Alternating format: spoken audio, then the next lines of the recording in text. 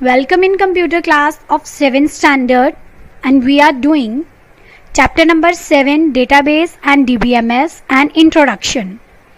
So everyone open your computer books, page number 87. So in our previous class we have discussed starting access 2016, creating a blank database, creating a database using templates and views of a table. In today's class we will learn rules for naming a field, data types, setting data types for a field, primary key, saving a database, closing database and access application, opening an existing database. Now we will start with rules for naming a field. How we can give a name to a particular field. So these are some rules. Number 1 is field name can range from 1 to 64 characters. We can type only 1 to 64 characters.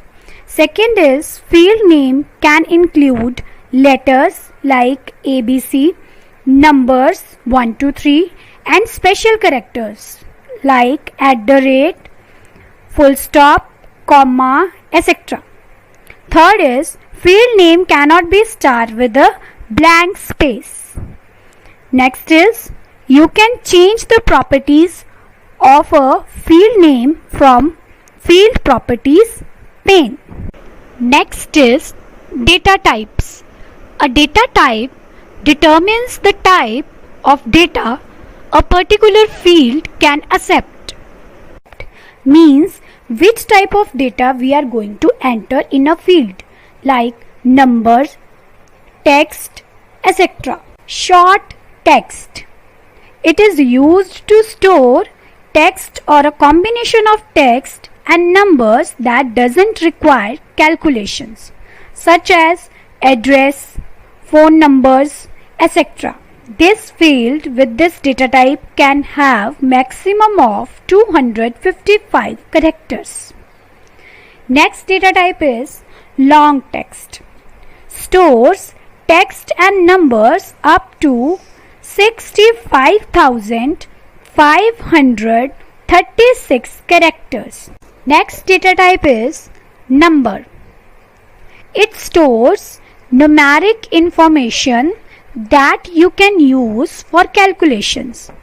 A number data type can store integer values as well as decimal values. The maximum size of number field can be 16 bytes. Next is date and time. It stores data type information like date of birth, date of joining, date of leaving, etc. Next data type is hyperlink. The hyperlink data type can store links to web pages, websites, files, etc. Next is setting data type in datasheet view. So these are the steps to set data type in datasheet view. Let's see. Now students, here I will tell you how we can set data type in datasheet view. So first is click on the click to add header. This is click to add header. Click on it and choose your required data type. Like here I will choose short text. So it means in this field you can enter only text. Here you can give your field title like student name and then press enter. Now your second method is choose the required data type that you want to assign to the field from the data type gallery. This is a data type gallery present in the add and delete group. This is the add delete group and this is your data type gallery. Choose the required data type. Like I will choose short text. Now you can see a new field added with their data type, and then type the heading, that is last name. Now your data type is selected.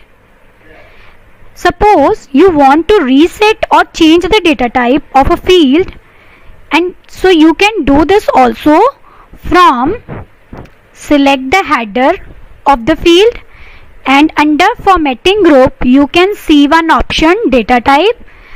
This drop down arrow is used to reset the data type. Click on it and select any data type like long text. I am going to select. So now our data type is reset. So this is the way to set data type for a field in datasheet view. Next is setting data type in design view. So these are the steps to set data type in design view. So let's see. Now students, here I am going to tell you how we can set data type in design view. So when you add fields to a table in design view, by default each field is assigned a text data type. To change or define a specific data type for a field, steps are, so here firstly I will give the heading of the field, that is student name. So it is in the form of text. So when you will click on this next field under data type, click on it. Now you can see by default data type is short text. You can change it from this drop down arrow. Click on it and choose your data type. Like here I am going to select this long text. Next is phone number.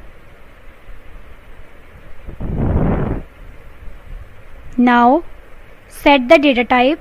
Click here, click on this drop down arrow and select the data type, that is number, because phone numbers in form of numbers.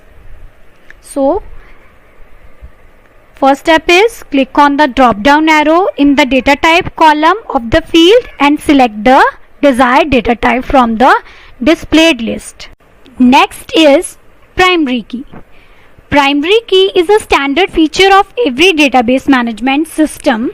A primary key is a sort of check on the table that every record in a table is unique.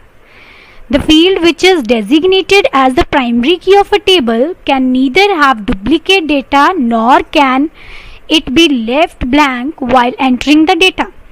A table can have only one primary key.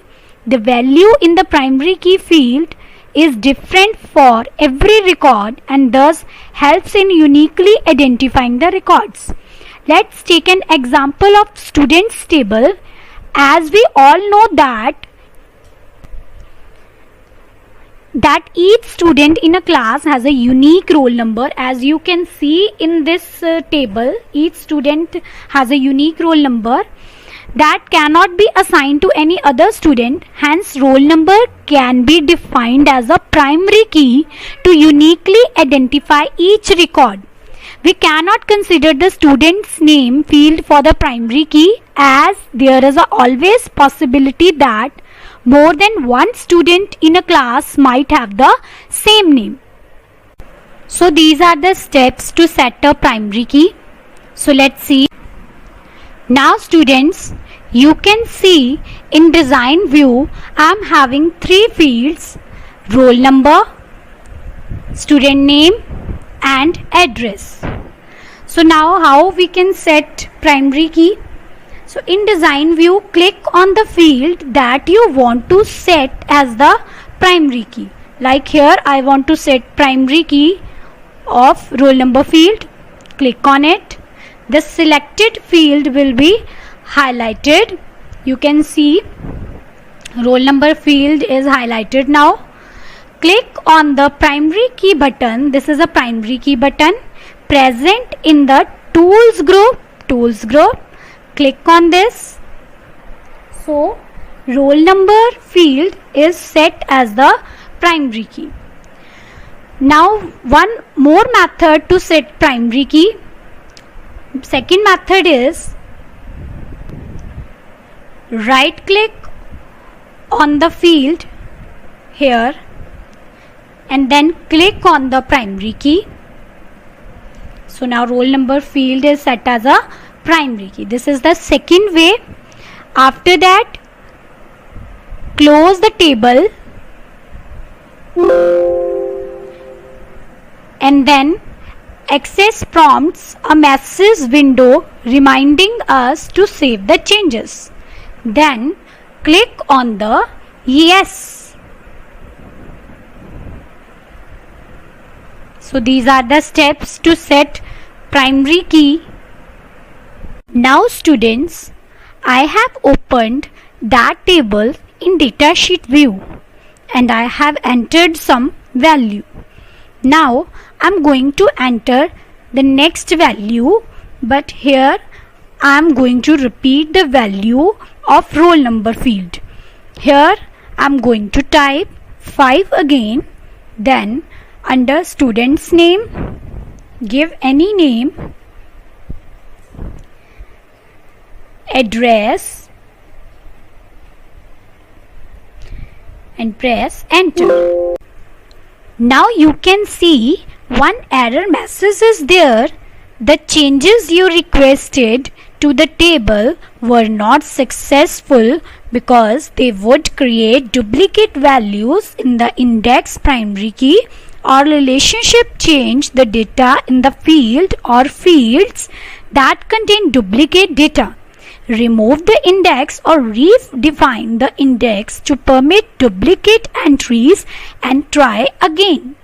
So, when we applied some primary key on any field, so in that field we cannot enter any duplicate value. So we have to delete that value and again type the any new value.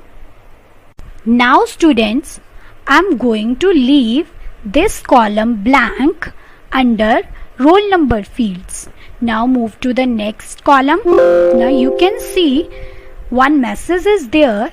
You must enter a value in the table 1 roll number field.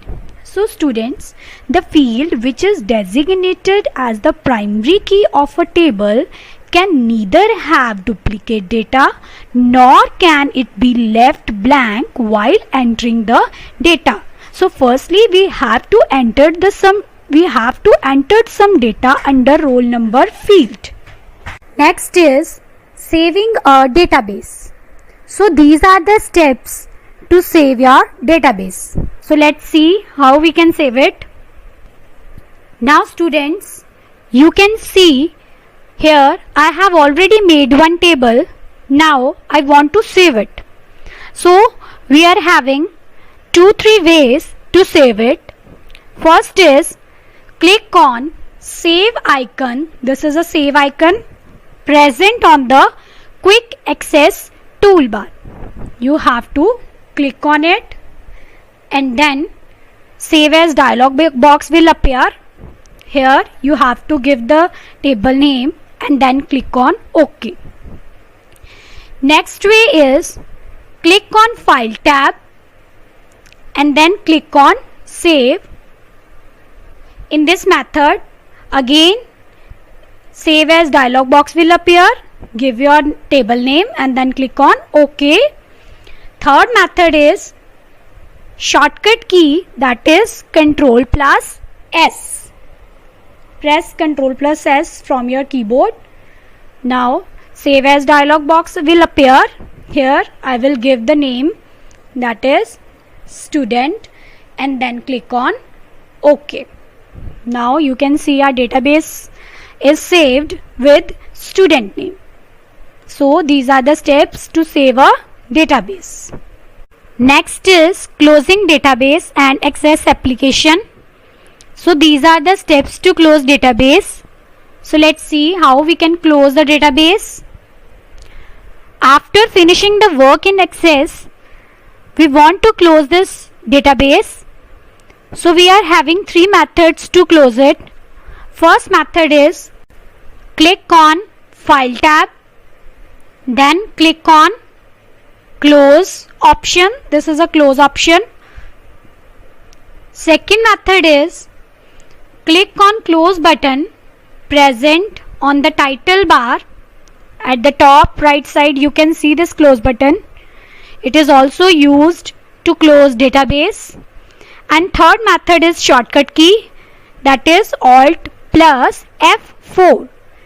Now students, press Alt plus F4 from your keyboard. Now I am going to press. Now you can see database is closed. It is also used to close Access application. So these are the steps to close database. Next is opening an existing database. So these are the steps to open an existing database from your files. So let's see how we can open. So your first step is click on File tab, then click on Open option. Select the database from the recent list if present, or click on the Browse, this is a Browse folder, and select desired database. Like here, I'm going to open this information. Select it and then click on Open button. The selected database will be opened. Now you can see table also. So these are the steps for open an existing database. So this is all about of today's class. Here you have learned rules of naming a field, data types, setting data types for a field, primary key, saving a database, closing database and access window, and opening an existing database. So students, do practice of these things at home. Thank you.